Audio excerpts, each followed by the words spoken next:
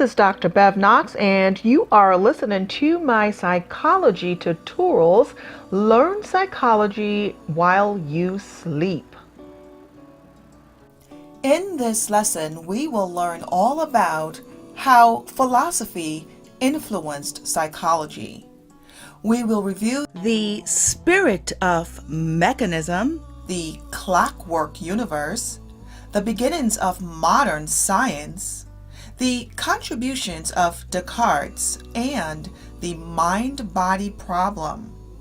Throughout England and Western Europe, a vast number of newly developed machines were being put to daily use to extend or replace human muscle power.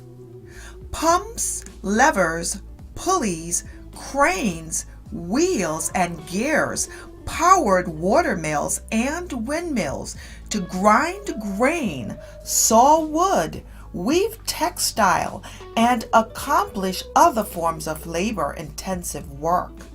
Machines became familiar to people at all levels of society, from peasant to aristocrat, and soon they were accepted as natural part of everyday life. Mechanism is the doctrine that natural processes are mechanically determined and capable of explanation by the laws of physics and chemistry.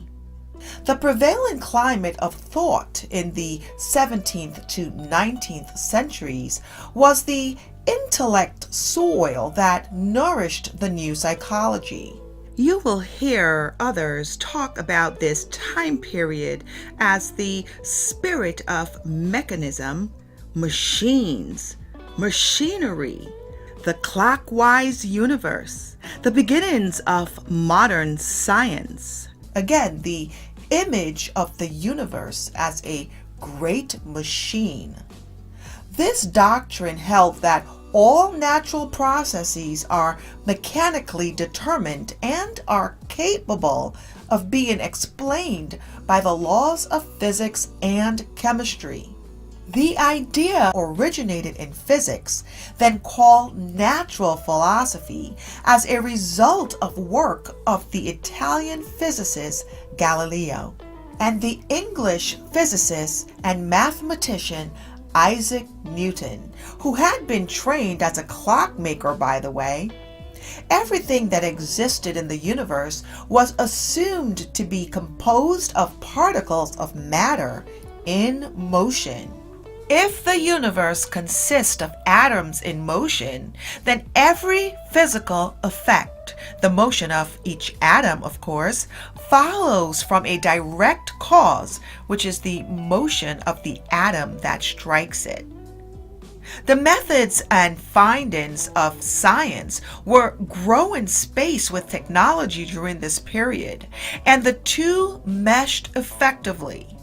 The precise measurement of time had both scientific and practical consequences. Without accurate timekeeping instruments, there could be no measurement of small increments of time. The mechanical clock was the ideal metaphor for the 17th century spirit, the aspect of machines. Clocks in the 17th century were a technological sensation, as astonishing and influential as computers would become in the 20th century. Some were small enough to fit on the tabletop or even to be carried on one's person. Larger clocks housed in church towers and government buildings could be seen and heard by residents for miles around. Because of the regularity of these clocks, scientists and philosophers began to think of them as models for the physical universe. This idea also became a model for the founding of the United States and the development of American politics. Let us review determinism and reductionism. When seen as a clockwise machine, The universe, once it was created by God and set in motion, would continue to function efficiently without any outside interference. Thus, the clock metaphor for the universe encompasses the idea of determinism, the belief that every act is determined or caused by past events. In other words, we can predict the changes that will occur in the operation of the clock as well as in the universe, because we understand the order and regularity with which its parts function. It was not difficult to gain insight into the structure and workings of a clock. A person could disassemble a clock and see exactly how its springs and gears operate. This led scientists to popularize the notion of reductionism. The workings of machines, such as clocks, could be understood by reducing them to their basic components. As we know, the 17th century saw far-ranging developments in science. Until that time, philosophers had looked to the past for answers, to the works of Aristotle and other ancient scholars, and to the Bible. The ruling forces of philosophical inquiry were dogma, which is the doctrine proclaimed by the established church, and authority figures. In the 17th century, a new force became important, known as empiricism, the pursuit of knowledge through observation and experimentation. Knowledge handed down from the past became suspect. In its place, the golden age of the 17th century became illuminated by discoveries and insights that reflected the changing nature among the many scholars whose creativity marked that period. The French mathematician and philosopher Rene Descartes contributed directly to the history of modern psychology.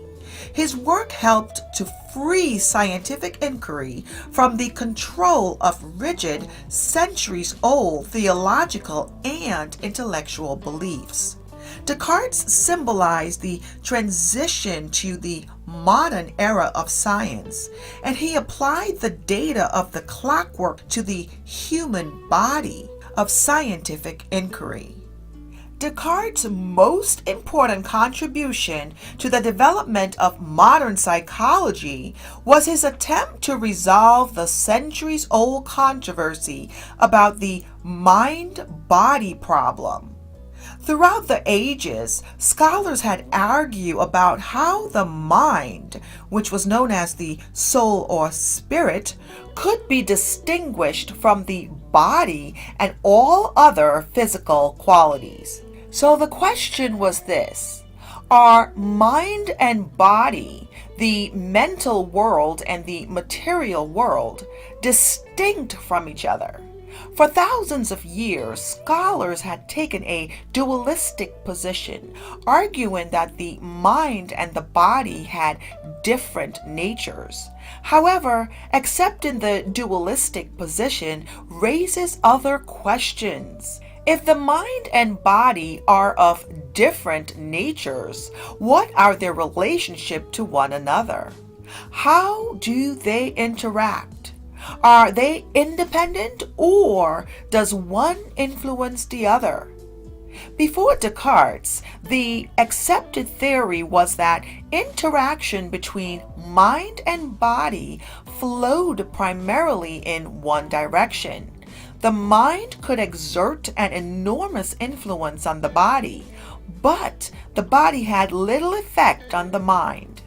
It was thought that the body and mind were related in the same way that a puppet and its puppeteer were joined. The mind is like the puppeteer pulling the strings of the body.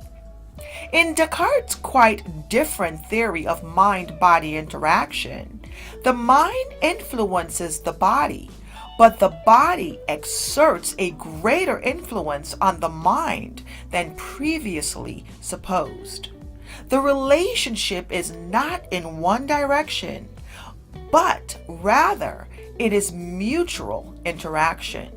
This idea, considered radical in the 17th century, was important implications for psychology. After Descartes published his doctrine, many of his contemporaries decided they could no longer support the conventional idea that the mind was the master of the two entities, the puppeteer pulling the strings, functioning almost independently of the body. As a result, scientists and philosophers came to assign a greater importance to the physical or material body. Functions previously attributed to the mind were now considered functions of the body. So, scientists accepted mind and body as two separate entities. Matter, the body's material substance, can be said to have extension in that it makes up space and to operate according to mechanical principles. The mind, however, is free. It is unextended and lacks physical substance. Descartes' revolutionary ideas is that mind and body, although distinct, are capable of interacting within the human organism. The mind can influence the body, and the body can influence the mind.